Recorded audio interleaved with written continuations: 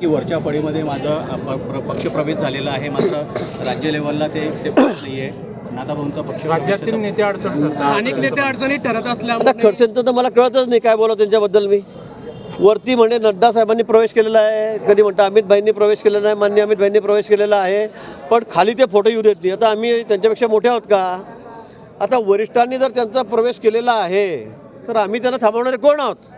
उगाच आमचं नाव घालायचं आणि सोयीचं राजकारण करायचं. सोयीचं राजकारण म्हणजे सून आली की आपण BJPचं काम करतो, आता राष्ट्रवादी आली की मी मुलीचं काम करतो. मी कुठे मला समजत नाही, मी इकडे का तिकडे, राष्ट्रवादीचं आहे का भाजपचं आहे हे मला कळत नाही असं ते म्हणतायत. शरद पवार साहेब म्हणताय राजीनामा देऊ नको. आता तुम्ही जर म्हणताय मी रक्षा खडसेंचं काम केलं तर मग तुम्हाला ते पक्षात कसं काय ठेवताय? तुमच्या आमदारकीचा राजीनामा का मागत नाही? पण अगदी सगळं मिलीजुली चाललेलं आहे, हे सगळं सोयीचं राजकारण चाललेलं आहे आणि म्हणून मला वाटतं त्यांनी आता एक भूमिका घ्यावी, आमच्या त्यांनी लपू नये असं माझं म्हणणं आहे. बावनकुळे साहेबांनी पण म्हटलेलं आहे की रक्षा खडसेंच्या वेळेस त्यांनी मदत केलेली आहे. हे तर तेही म्हणतात ना स्वतः. हे खडसे साहेबही स्वतः म्हणतायत की मी मदत केली. आमच्या सन्माननीय मंत्री रक्षाताई या पण म्हणाल्या आहेत की खडसे साहेबांनी मला किती मदत केली.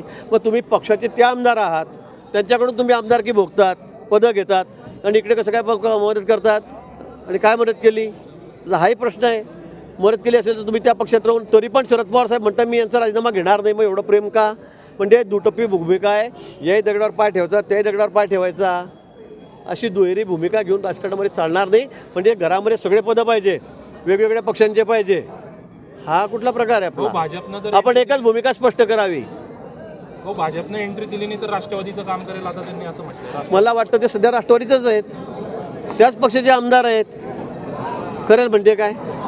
ते सध्या राष्ट्रवादी आणि मला वाटतं या संदर्भामध्ये सगळे आमचे वरिष्ठ नेते जे आहेत ते निर्णय करतील. रक्षाताई काल पण म्हणाल्या आहेत की नाताभाऊ असतील किंवा गिरीश भाऊ असतील हे मोठे नेते आहेत, त्या दोघांनी एकत्र येऊन काम करावं अशी माझी पण इच्छा आहे. दोघं एकत्र आले तर या जळगाव जिल्ह्याचा असेल किंवा राज्याचा चांगलाच विकास होईल. मला असं वाटतं की रक्षाताई काय म्हणाले मी तर काही ऐकलं नाही, पण या संदर्भामध्ये त्यांचा पक्ष वेगळा आहे, माझा पक्ष वेगळा आहे. आता ते म्हणतात वरिष्ठांनी त्यांना प्रवेश दिलेला आहे तर वरिष्ठ निर्णय घेतील ना.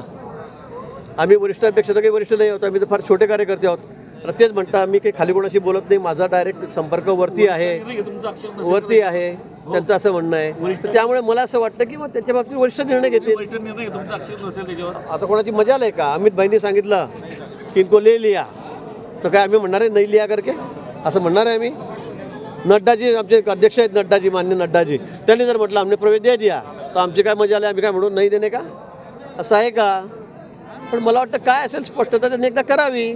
उगाच इकडे याही दगडावर पाय ते दगडावर पाय म्हणजे असं दुहेरी दुटप्पी राजकारण नाही करता येणार आपल्याला. महाविकास